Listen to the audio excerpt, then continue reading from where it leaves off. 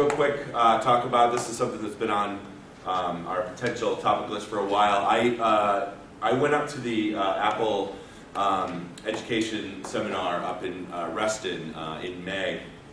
Basically, they were doing an iOS management tools seminar, and it was really great. There's only a couple things I wanted to kind of talk about. I know there's a number of people here who are dealing with iOS devices, and some of them wanting to think about centralized management.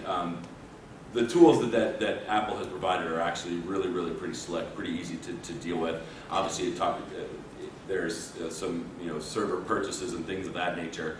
At some point, it would be great for folks who are interested in this to get together, because I think it would be probably much more cost effective for us to do something grounds-wide than to have each individual department that's thinking about this purchase a server, because they could handle a lot. What these guys were targeting a lot of this content towards were school systems and basically folks who have, each grade has a whole cart of iPads, and being able to literally within minutes, spit out updates and rewipe those for a new class and that sort of thing. And the tools are really very slick.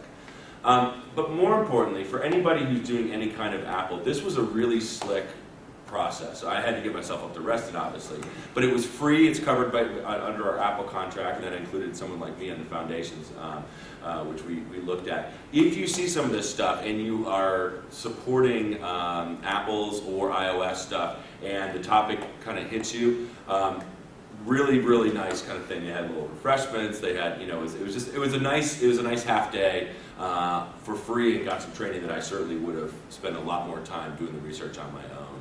So it's worthwhile. And if you have any questions about how it was, I'd be glad to answer that. But like I said, I think also if you're interested in kind of centralized iOS deployment and management, I think I am too, and I would love to maybe get a little kind of subgroup of folks together to think about whether or not we can